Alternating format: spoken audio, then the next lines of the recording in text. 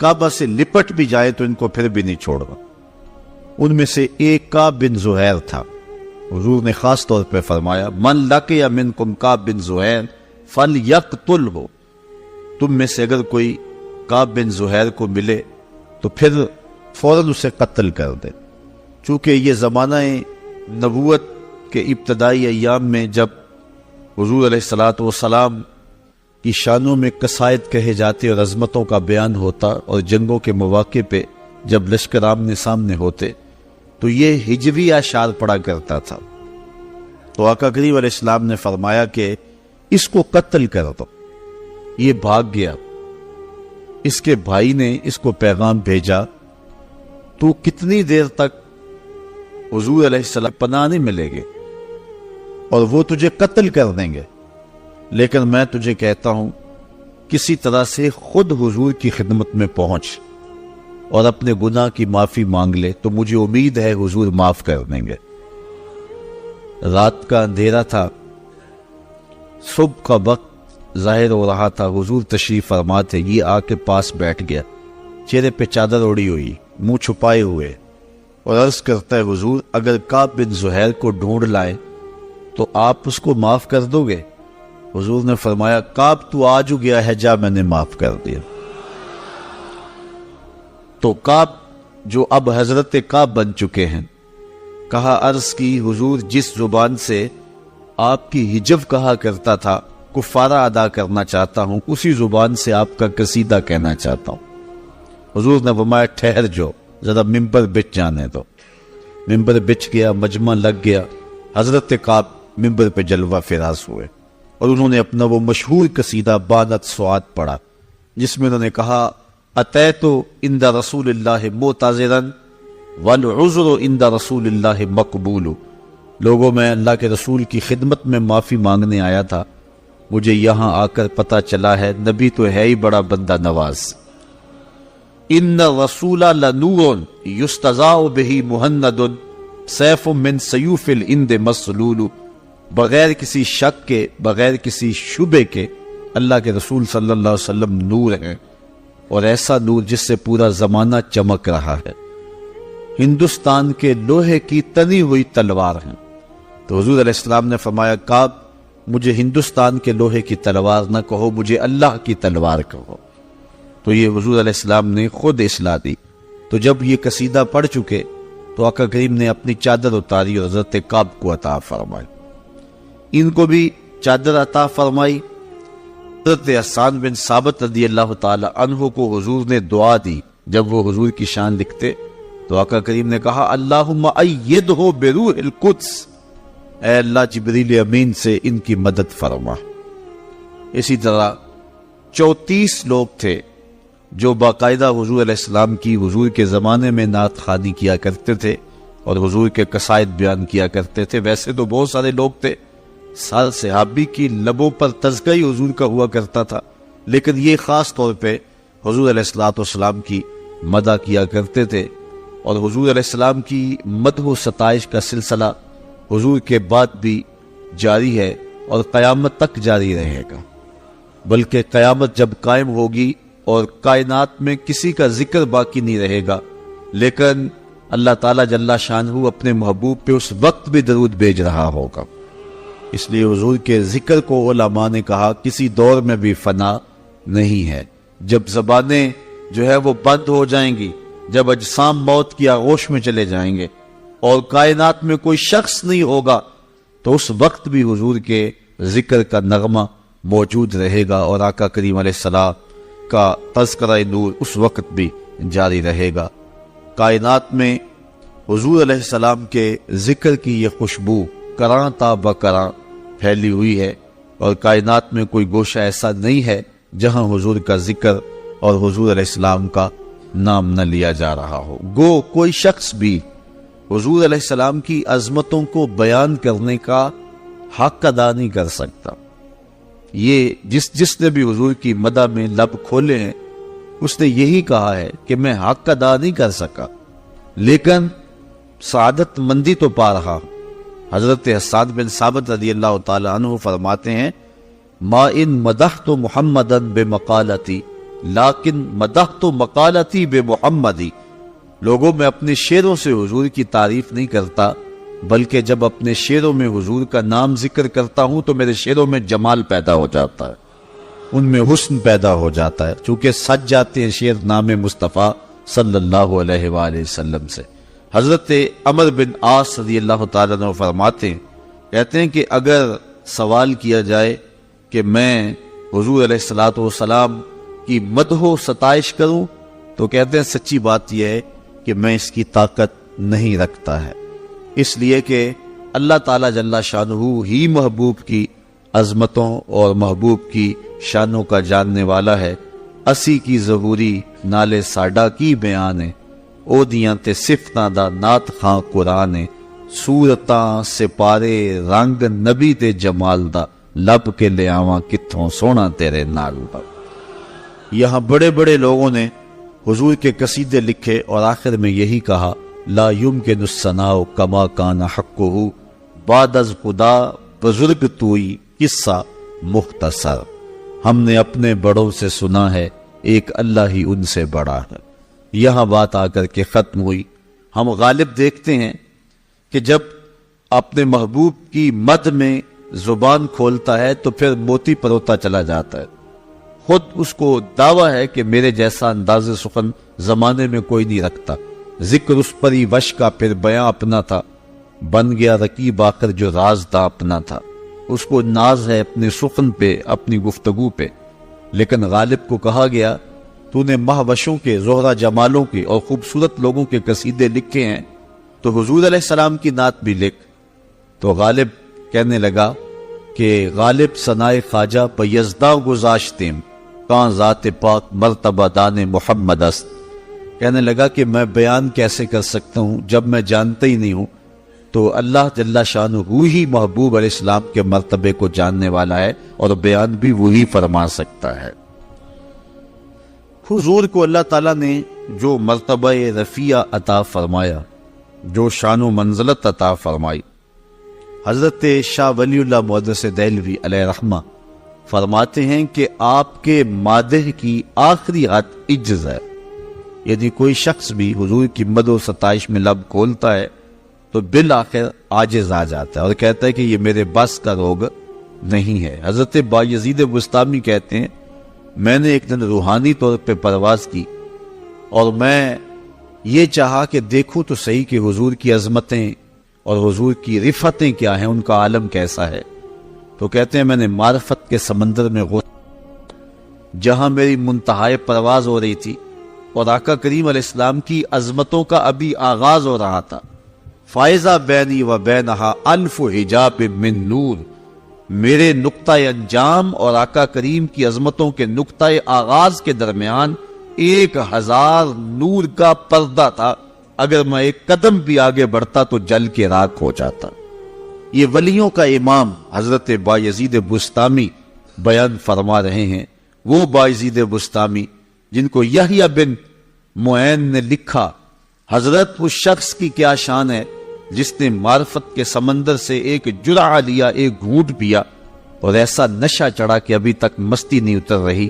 تو آپ نے جواب دیا، میاں تو اس کا حال پوچھتا ہے جس نے ایک پیا اور ابھی تک نشہ نہیں اتر رہا، تو اس کا حال کیوں نہیں پوچھ لیتا جو پورا سمندر پی گیا پھر بھی ہوش میں پھر رہا ہے۔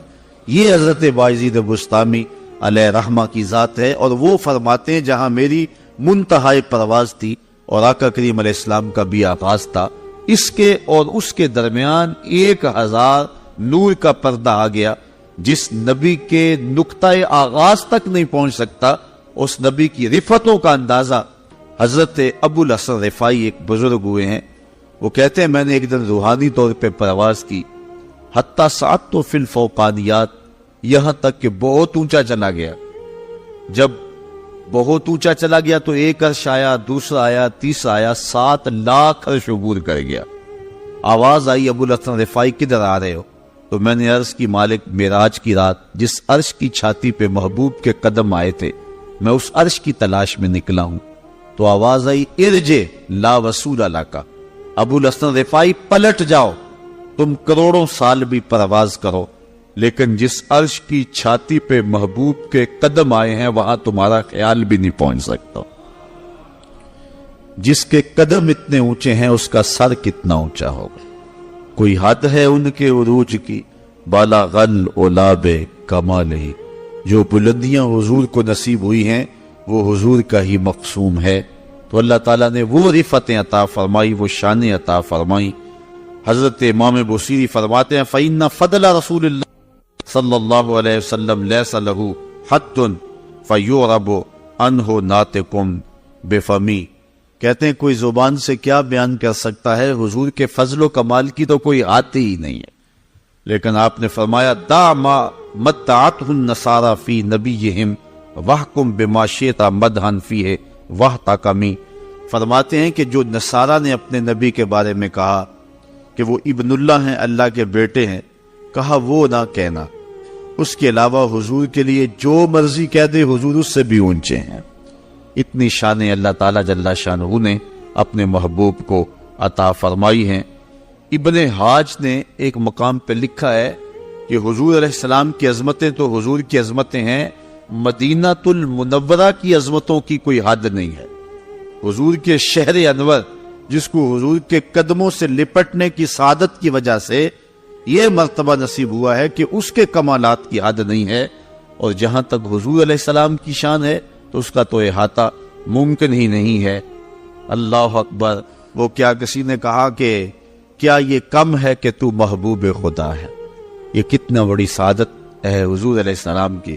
تو آئیے آج ہم حضور علیہ السلام کی عظمتوں کا مختصر بیان جو ہے وہ سنیں گے اور اپنے قلب و نظر کی تزکی کا سامع کریں گے۔ علماء نے لکھا ہے کہ حضور کی شانیں سن کر جس شخص کے سینے میں ٹھنڈ نہیں پڑتی، اس کے سینے میں دھڑکنے والا دل کسی مومن کا دل ہی نہیں ہے۔ یہ پکی بات ہے کہ غلام کو اپنے آقا کی تعریف سن کر کے خوشی ہوتی ہے، اور ہم حضور علیہ السلام کا ذکر سنتے ہیں تو تسکین پا جاتے ہیں اور قلوب راحت پاتے ہیں، اور جی چاہتا ہے کہ یہ نغمہ چھڑا ہی رہے اور محبت کی بولی بولنے والے اس سلسلہ محبت کو پھیلاتے ہی رہیں۔ اللہ تعالیٰ جل شانہ نے قرآن مجید میں ارشاد فرمایا تِلْكَ الرُّسُلُ فَضَّلْنَا بَعْضَهُمْ عَلَى بَعْضٍ مِّنْهُمْ مَنْ كَلَّمَ اللَّهُ وَرَفَعَ بَعْضَهُمْ دَرَجَاتٍ۔ یہ وہ رسول ہیں جن کو ہم نے ایک دوسرے پر فضیلت عطا کی۔ تِلْكَ الرُّسُلُ فَضَّلْنَا بَعْضَهُمْ عَلَى بَعْضٍ، ہم نے رسولوں کو ایک دوسرے پر فضیلت دی ہے۔ مِّنْهُمْ مَنْ كَلَّمَ اللَّهُ، ان میں سے کوئی ایسا بھی ہے جس سے اللہ نے کلام فرمایا۔ وَرَفَعَ بَعْضَهُمْ دَرَجَاتٍ، اور کوئی ایسا بھی ہے کہ جو درجوں میں سب سے اوپر چلا گیا۔ اور علماء فرماتے ہیں اس سے مراد میرے اور آپ کے آقا و مولا صلی اللہ علیہ وآلہ وسلم ہیں کہ جو درجہ کسی کو نصیب نہیں ہوا وہ حضور کا مقسوم ہے۔ ابھی اعلیٰ حضرت کا ایک شعر پڑھا جا رہا تھا، خلق سے اولیاء، اولیاء سے رسل، اور رسولوں سے اعلیٰ ہمارا نبی۔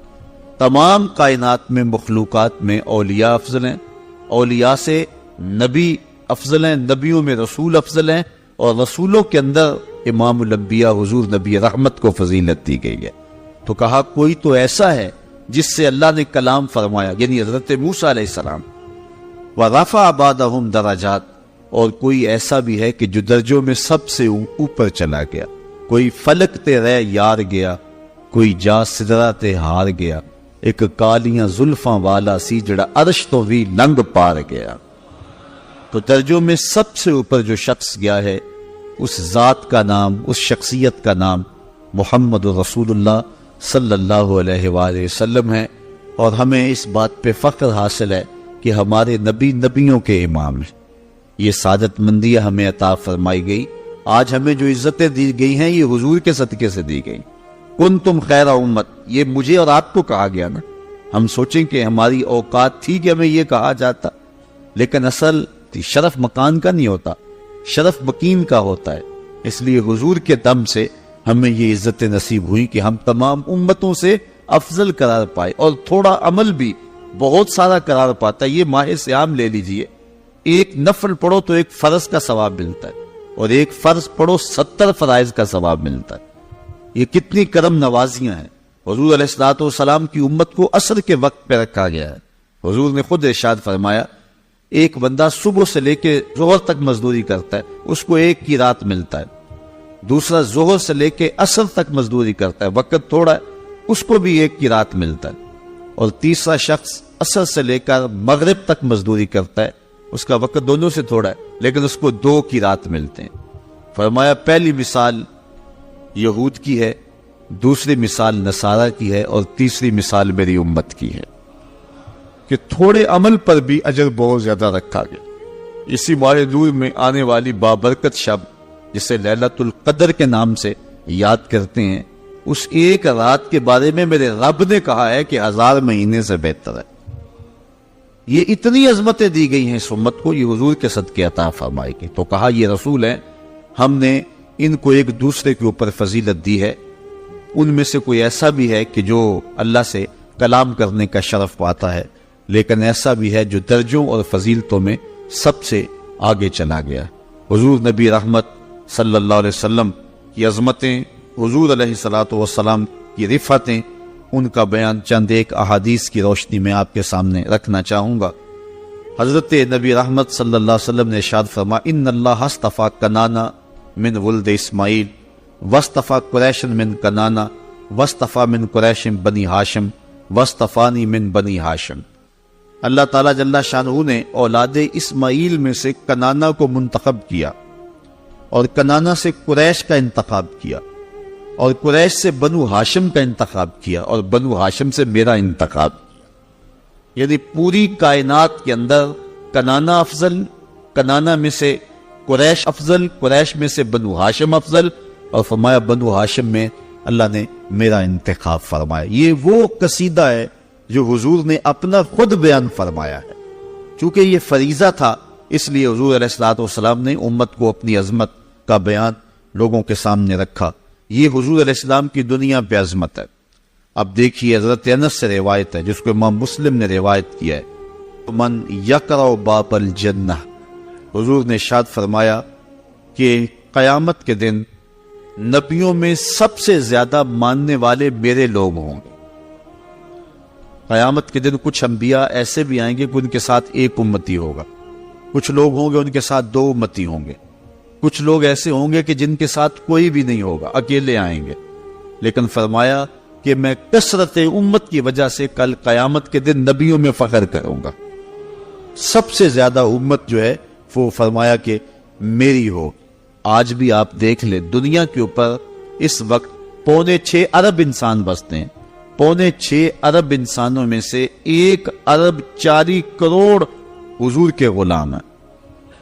دنیا کا ہر 4تھا شخص مسلمان ہے۔ یہ اللہ تعالیٰ نے حضور کے غلاموں کی تعداد رکھی ہے، اور صدیوں سے جو ہے یہ سلسلے جاری ہیں، اور ایک وقت آئے گا کہ پوری کائنات کے اوپر ایک بھی کافر نہیں ہوگا، ہر گھر کی چھت پہ جھنڈا میرے محمد عربی کا ہی ہوگا۔ یہ وقت انشاءاللہ اللہ تعالیٰ نے ہمیں عطا فرمانا ہے جب اسلام کی نشت ثانیہ ہوگی، حضرت امام مہدی آئیں گے، حضرت عیسیٰ علیہ السلام جلوہ فراز ہوں گے۔ ایک وقت ایسا آنا ہے، اور وہ مسلسل 40 سال تک وہ وقت رہے گا کہ پوری کائنات کے اوپر کسی چھت پہ حضور کے جھنڈے کے علاوہ کسی اور کا جھنڈا ہوگا ہی نہیں، صرف حضور علیہ السلام کے ماننے والے پوری کائنات اور پوری دنیا میں ہوں گے۔ یہ لمحے اللہ نے عطا فرمانے ہیں، تو حضور فرماتے ہیں کہ اللہ نے سب سے زیادہ ماننے والے مجھے عطا کیے۔ حضرت نوح علیہ السلام نے 950 سال تبلیغ فرمائی ہے، یہ ان کی عمر تبلیغ ہے 950 سال، ویسے تو 1300 سال زندگی پائی ہے انہوں نے، 950 سال تبلیغ کی۔ نتیجتاً کتنے لوگ اسلام لائے؟ سینکڑوں میں نہیں، درجنوں میں لوگ اسلام لائے ہیں، 100 کا عدد بھی پورا نہیں ہوا ہے۔ شک نہیں ہے ان کی تبلیغ کرنے میں، لیکن حضور علیہ السلام نے 63 سالہ زندگی کل ظاہری پائی ہے، 40 سال اعلان نبوت ہی نہیں کیا، باقی 23 سال تبلیغ کی ہے۔ حجۃ الوداع کے موقع پہ جو لوگ حضور کے سامنے تھے ان کی تعداد 1,44,000 تھی۔ جو آئے نہیں تھے حج پہ گھروں میں موجود تھے، اور جو یہاں آئے تھے، ان سب کو ملا کر کے اگر تاریخ سے پوچھے تو جواب ملتا ہے جب حضور کا وصال ہوا تھا تو اس وقت حضور کے غلاموں کی تعداد 6.5 لاکھ تھی. صرف 23 سالوں کے مختصر دورانیے میں لوگوں کے گلے سے کفر کی زنجیریں توڑ کر اسلام کے دامن میں داخل کیا. یہ حضور علیہ السلام کی شان ہے. اتنے تھوڑے اور قلیل عرصے کے اندر حفیظ جلندری مورخ اسلام تڑپ اٹھا. وہ کڑکا تھا ایک بجلی کا، یا کہ صوت ہادی، عرب کی زمین جس نے ساری ہلا دی. ایک عرب نے آدمی کا بول بالا کر دیا، خاک کے ذروں کو ہم دوش سریا کر دیا. تو پھر بعد میں حضور کے غلاموں نے جس انداز سے پیغام حق کو پھیلایا، صحابہ نے، تابعین نے، تبع تابعین نے، ائمہ دین نے، مجتہدین نے، اولیاء نے، یہ دیکھ لیں بر صغیر پاک و ہند میں ایک عطائے رسول حضرت خواجہ معین الدین چشتی اجمیری نے 90 لاکھ کافروں کو کلمہ توحید پڑھایا. تو حضور علیہ السلام ارشاد فرماتے ہیں قیامت کے دن سب سے زیادہ میرے ماننے والے ہوں گے. بلکہ ارشاد فرمایا کل 120 صفحے ہوں گی. کتنی صفحے ہوں گی؟ 120.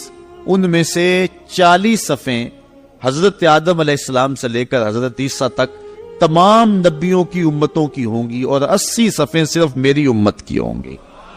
یہ حضور علیہ السلام کے ماننے والوں کی تعداد ہے جو اللہ تعالیٰ نے عطا فرمائی. وَأَنَا أَوَّلُ مَنْ يَقْرَعُ بَابَ الْجَنَّةِ، اور فرمایا کہ میں پہلا شخص ہوں جو جنت کا دروازہ کھٹکھٹاؤں گا. سب سے پہلے جنت کے دروازے پہ دستک میرا ہاتھ ہی دے گا، اور سب سے پہلے در جنت میں ہی کھولوں گا. حضرت جابر رضی اللہ تعالی عنہ روایت کرتے ہیں قال قال رسول اللہ صلی اللہ علیہ وسلم اوتیت خمسا لم یؤتہن احد قبلی. حضور نے فرمایا مجھے 5 چیزیں دی گئی ہیں جو میرے علاوہ کسی کو نہیں دی گئی. میرے سے قبل میرے علاوہ کسی کو نہیں دی گئی. وہ 5 چیزیں مجھے عطا کی گئی. وہ کون سی ہیں؟ نصرت بالرعب مسیرۃ شہر، مجھے اللہ تعالیٰ نے رعب کی شان عطا کی ہے. میں 1 مہینے کی مسافت ہوتا ہوں کہ دشمن کے دل میں میرا رعب پیدا ہو جاتا ہے. کتنی جنگیں ایسی ہوئی ہیں، کتنے غزوات ایسے ہوئے ہیں کہ حضور علیہ السلام اپنے صحابہ کو لے کے نکلے، کافر پہلے ہی بھاگ گئے، میدان چھوڑ کے بھاگ گئے. یہ جو مال فہ ہے یہ ایسی ہی جنگوں سے ملتا تھا جس جنگ میں کافر جو ہیں وہ لڑنے کے لیے جو ہے وہ تیار نہ ہو سکتے تھے، پہلے ہی بھاگ جاتے تھے. تو اس مال کو جو مال چھوڑ کے بھاگتے تھے مال فہ کہتے ہیں. جو لڑائی کے بعد مال ہاتھ آئے اس کو مال غنیمت کہتے ہیں. یہ باغ فدق مال فہ سے تھا، یہ جو ہے وہ لڑائی کے نتیجے کے اندر نہیں ملا تھا. تو اس طرح حضور علیہ السلام کو یہ شان عطا فرمائی کہ 1 مہینے کی مسافت پر ہو تو لوگوں کے دلوں کے اندر رعب پڑ جاتا ہے. دوسری بات کہ اللہ نے میرے لیے پوری روئے زمین کو مسجد بنا دیا اور طاہر بنا دیا، اس سے تیمم کیا جا سکتا ہے، پاک کر دیا. جس کو جہاں وقت ملے اور جہاں بھی وہ ہو تو نماز کا وقت پالے تو وہ وہاں نماز پڑھ سکتا ہے.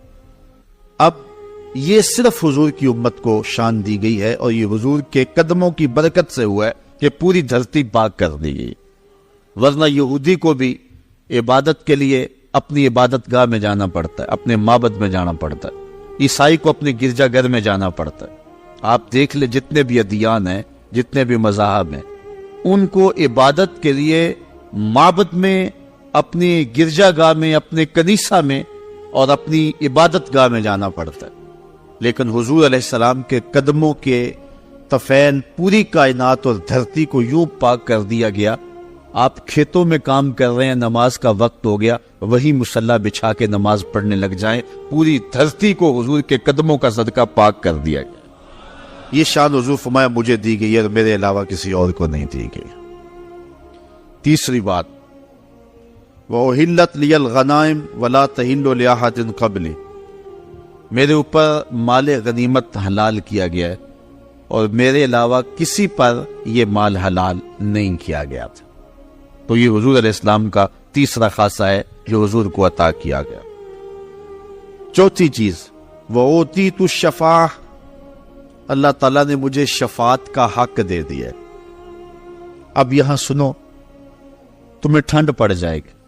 ویسے تو ماشاءاللہ اتنی کثرت کے باوجود حال میں ویسے ٹھنڈک ہے، لیکن یہ جملہ جب سنیں گے تو ٹھنڈ جو ہے وہ روح تک اترے گا۔ حضور علیہ السلام نے ارشاد فرمایا اللہ تعالیٰ نے ہر نبی کو دعا کا کوٹا دیا ہے، ایسی دعا کا جو بہر صورت قبول ہوگی۔ ایک دعا ایسی دی ہے جو کسی صورت کو اللہ تعالیٰ نے ایک ایسی دعا عطا فرمائی ہے، اور ہر نبی نے دعا کا وہ حق دنیا پہ استعمال کر لیا۔ نبی نے وہ دعا مانگ لی اپنی امت کے لیے، اپنی قوم کے لیے، اپنے لیے۔ جو دعا کا خاص حق دیا گیا تھا ہر نبی نے وہ حق استعمال کر لیا۔ حضور فرماتے ہیں کہ اللہ نے وہ حق مجھے بھی دیا لیکن میں نے استعمال نہیں کیا، میں نے قیامت کے دن کے لیے بچا کے رکھا ہوا ہے۔ دنیا کے اوپر امت سہلے تکلیفیں، دکھ برداشت کر لے، مصیبتیں دیکھ لے، سب کچھ ہو، لیکن فرمایا میں نے حق قیامت کے لیے بچا کے رکھا ہے، میں شفاعت کر کے اس حق کے ذریعے سے امت کو جنت میں لے کے جاؤں۔ اللہ اکبر۔ اب دیکھیے کیسا پھر منظر ہوگا، اعلی حضرت کا انداز دیکھیے، پیش حق مجدہ شفاعت کا سناتے جائیں گے، آپ روتے جائیں گے، سب کو ہنساتے جائیں گے۔ وسعتیں دی ہے خدا نے دامن محبوب کو، جرم کھلتے جائیں گے اور وہ چھپاتے جائیں گے۔ حضور علیہ السلام سر انور رکھیں گے پیشانی سجدے میں، آواز آئے گی ارفع راسک یا محمد صلی اللہ علیہ وسلم سل توتا واشفع تشفع۔ محبوب سر انور کو اٹھائیے، جو مانگو گے دیں گے، جس کی سفارش کرو گے قبول کریں گے۔ حضور علیہ السلام سر اٹھائیں گے اور کیا کہیں گے؟ اللہم امتی امتی، اے اللہ میری امت کو بخش دے۔ اللہ تعالیٰ جل شانہ ارشاد فرمائے گا کہ محبوب جس کے سینے میں رائی کے دانے کے برابر بھی ایمان ہے میں نے اس کو بھی بخشا۔ پھر حضور سر انور سجدے میں رکھ دیں گے، پھر یہی آواز آئے گی، پھر کہا جائے گا محبوب جس کے سینے میں رائی کے دانے سے بھی کم ایمان ہے میں نے اس کو بھی بخشا۔ حضور پھر تیسری مرتبہ سر سجدے میں رکھ دیں گے تو اللہ تعالیٰ فرمائے گا محبوب سر انور اٹھاؤ، جو کہیں گے مان لیں گے، جو سفارش کرو گے قبول کریں گے۔ تو حضور پھر کہیں گے اللہم امتی امتی، تو اللہ تعالیٰ فرمائے گا محبوب جس کے سینے میں رائی کے دانے سے کم، اس سے بھی کم، اس سے بھی کم ایمان ہے میں نے اس کو بھی بخشا۔ حضور فرماتے ہیں میں پھر چوتھی مرتبہ سجدے میں سر رکھ دوں گا۔ بخاری میں روایت ہے، حدیث شفاعت اسے کہتے ہیں، حضور علیہ السلام چوتھی مرتبہ سجدے میں سر رکھ دیں گے۔ اللہ تعالیٰ فرمائے گا ارفع راسک یا محمد سل توتا واشفع تشفع۔ محبوب سر انور اٹھائیے، جو کہیں گے پورا کر دیا جائے گا، جس کی سفارش کرو گے اس کو معاف کر دیں گے۔ حضور علیہ السلام کہتے ہیں میں سر اٹھاؤں گا تو اللہ تعالیٰ جل شانہ کی بارگاہ میں عرض کروں گا مالک میری امت کا معاملہ میرے ہاتھ میں ہی دے دے۔ تو اللہ تعالیٰ فرمائے گا محبوب جا، جس کو تیری مرضی ہے اس کو جنت میں لے جا۔ تو پھر کیا حضور علیہ السلام جہنم میں ہمیں رہنے دیں گے؟ وہ کیا کسی نے کہا تھا میں تو کیا میرا سایہ بھی دوزخ میں نہ جائے گا کیونکہ رسول پاک سے دیکھا نہ جائے گا۔ تو حضور علیہ السلام دامن شفاعت فرمائیں گے تو فرمایا اوتی تو شفاع، مجھے اللہ نے شفاعت عطا فرمائی۔ اور پانچویں خوبی جو حضور فرمایا مجھے دی گئی میرے علاوہ کسی کو نہیں دی گئی، وہ یہ وَقَانَ النَّبِيُّ يُبْعَثُ إِلَىٰ قَوْمِهِ خَاصَّةً وَبُعِثْتُ إِلَى النَّاسِ عَامَّةً، کہ ہر نبی کو اپنی قوم کی طرف خاص طور پہ مبعوث کیا گیا اور مجھے پوری کائنات کے لیے عام طور پہ مبعوث کیا گیا۔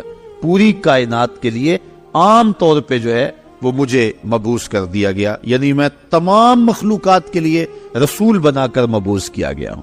کائنات کی کوئی ایسی قوم، کوئی ایسا خطہ، کوئی دھرتی، کوئی قطع زمین، کوئی جزیرہ، کوئی بر اعظم، کائنات کی کوئی مخلوق ایسی نہیں ہے جس کی حضور رسول نہ بنا کر کے بھیجے گئے۔ تو یہ وہ شان ہے جو اللہ تعالیٰ نے میرے نبی کو عطا فرمائی اور حضور کے علاوہ یہ کسی اور کو نصیب نہیں ہوئی۔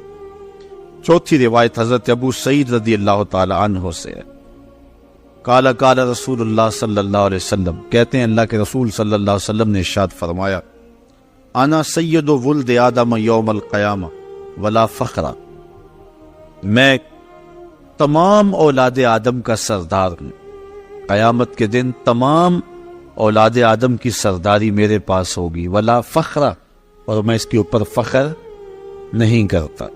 وَبِيَدِي لَوَاءُ الْحَمْدِ وَلَا فَخْرَ، اور حمد کا جھنڈا قیامت کے دن میرے ہاتھ میں ہوگا، ولا فخر، اور میں اس پہ فخر نہیں کرتا، وما من نبی یومئذ آدم ومن سواہ الا تحت لوائی وانا اول من تنشق عنہ الارض ولا فخر، اور فرمایا حضرت آدم علیہ السلام سے لے کر کے حضرت عیسیٰ تک جتنے بھی نبی ہیں سارے کے سارے میرے جھنڈے کے سائے تلے ہوں گے، اور سب سے پہلے زمین میرے لیے کشادہ ہوگی اور میں قبر انور سے باہر آؤں گا، اور اس پر میں فخر نہیں کرتا۔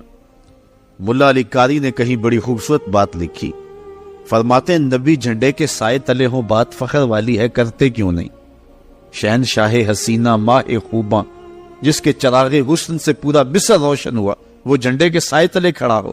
حضرت یوسف علیہ السلام بات فخر والی ہے کہ نہیں ہے؟ کہا ولا فخرہ، میں فخر نہیں کرتا۔ پاؤں کی ٹھوکر سے مردے کو زندگی دینے والے حضرت عیسیٰ جھنڈے کے سائے تلے کھڑے ہوں، بات فخر والی ہے کہ نہیں ہے؟ سرے طور خدا سے ہم کلام ہونے والا اللہ کا کلیم جھنڈے کے سائے تلے کھڑا ہو۔ مسجود الملائک انسانیت کا نقطہ آغاز ابو البشر حضرت آدم جھنڈے کے سائے تلے کھڑے ہوں، بات فخر والی ہے کہ نہیں ہے؟ نمرود کی آتش میں بھی ہنس ہنس کے باتیں کرنے والا اللہ کا جلیل القدر نبی اور پیغمبر حضرت ابراہیم خلیل اللہ جھنڈے کے سائے تلے کھڑے ہوں، بات فخر والی ہے کہ نہیں؟ لیکن فرمایا ولا فخرہ، میں فخر نہیں کرتا۔ ملا علی قاری کہتے ہیں بات تو فخر والی ہے، کرتے کیوں نہیں؟ تو پھر بڑا خوبصورت جواب دیا، کہا کلام کا نتیجہ یہ ہے کہ میں فخر نہیں کرتا، یہ میں فخر کیوں کروں کہ میرے جھنڈے کے سائے تلے، یہ تو انہیں فخر کرنا چاہیے کہ میرے جھنڈے کا سایہ مل گیا ہے۔ یہ نبیوں کے لیے فخر ہے کہ میرے جھنڈے کا سایہ انہیں نصیب ہو گیا۔ فخر کا دل میں دریچہ باز کرنا چاہیے، جن کا تو آقا ہے ان کو ناز کرنا چاہیے۔ اللہ اکبر۔ آج دنیا چاند پہ جا کے فخر کرتی ہے، اور میرا نبی چاند کو قدموں میں بلا کر بھی فخر نہیں کرتا، اس لیے کہ یہ حضور کے لیے فخر کی بات نہیں ہے، یہ تو چاند کے لیے فخر کی بات ہے کہ حضور نے قدموں میں بلا لیا ہے۔ اس لیے فرمایا سارے نبی میرے جھنڈے کے سائے تلے ہوں گے۔ یہ شان ہے ہمارے آقا کی، یہ رفعت ہے ہمارے آقا و مولا کی، یہ حضور کی عظمت و رفعت ہے۔ اسی لیے اعلی حضرت فرماتے ہیں سب سے اعلیٰ و اولا ہمارا نبی، سب سے بالا و والا ہمارا نبی، خلق سے اولیاء، اولیاء سے رسل اور رسولوں سے اعلیٰ ہمارا نبی۔ سب سے اونچی شان اگر کسی کو عطا کی گئی ہے تو وہ میرے اور آپ کے آقا و مولا کو عطا کی گئی۔ حضرت عمر بن قیس رضی اللہ تعالیٰ عنہ روایت کرتے ہیں، وہ حضرت عبداللہ بن عباس رضی اللہ تعالیٰ عنہ سے روایت کرتے ہیں، جلس ناس من اصحاب رسول اللہ صلی اللہ علیہ وسلم، کہتے ہیں کہ حضور کے صحابہ آپس میں بیٹھے ہوئے تھے۔ یہ جو آج ہم کر رہے ہیں، حضور کی عظمت کو بیان کر رہے ہیں، یہ جو وظیفہ آج ہم ادا کر رہے ہیں یہ صحابہ بھی کیا کرتے تھے۔ تو صحابہ بیٹھے ہوئے تھے اور کہتے کیا ہیں کہ فخرج حتی اذا دنا منہم، یہاں تک کہ حضور تشریف لائے اور حضور صحابہ کے قریب ہو گئے۔ سامعہم یتذاکرون، تو حضور علیہ الصلوۃ والسلام نے ان کے کلام کو، ان کی گفتگو کو، ان کے مذاکرے کو سنا۔ قال بعضهم ان اللہ اتخذ ابراہیم خلیلا، ایک نے کہا حضرت ابراہیم کی بڑی شان ہے، وہ اللہ کے خلیل ہے، بہت بڑی سعادت مندی ہے، اللہ نے خلت کا تاج انہیں دیا ہے، ان کو اللہ نے اپنا خلیل بنایا، بڑی شان ہے، بڑی عظمت ہے۔ اللہ کے لیے، اس کے دین کے لیے جو قربانی انہوں نے دی، بیٹے کی گردن پہ چھری رکھنا تماشا تو نہیں ہے، بیوی بچوں کو وادی غیر ذی زرع میں چھوڑانا کوئی مذاق تو نہیں ہے، پھر جلتی ہوئی آگ کے شعلوں میں اس کی رضا کے لیے پھلانگ جانا، یہ کوئی جو ہے وہ دل گردے کی بات ہے، ایسے تو نہیں ہوتا ہے۔ تو کہا کہ بڑی شان ہے یار حضرت ابراہیم علیہ السلام کی کہ اللہ نے انہیں اپنا خلیل بنایا۔ وقال آخر، اور دوسرے نے کہا موسیٰ کلمہ تکلیما، یا شان حضرت موسیٰ کی کون سی تھوڑی ہے، رب نے ان سے کلام کیا ہے، یہ شرف پایا ہے کہ انہوں نے اللہ تعالیٰ جل شانہ سے کلام کیا ہے، تو یہ کتنی شان ہے ان کی کہ وہ کلیم اللہ ہے۔ وقال آخر، تیسرا بولا فعیسیٰ کلمۃ اللہ و روحہ، اور حضرت عیسیٰ اللہ کے کلمہ ہیں اور اللہ نے اپنی روح ان کے اندر پھونکی ہے اور انہیں بن باپ کے پیدا کیا ہے، کتنی شان ہے، کتنی عظمت ہے، روح اللہ ہے۔ وقال آخر، چوتھے نے کہا آدم مصطفیٰ اللہ کہ حضرت آدم علیہ السلام کا اللہ نے انتخاب کیا ہے. اللہ تعالیٰ نے انہیں انسانیت کے باپ بننے کا شرف دیا.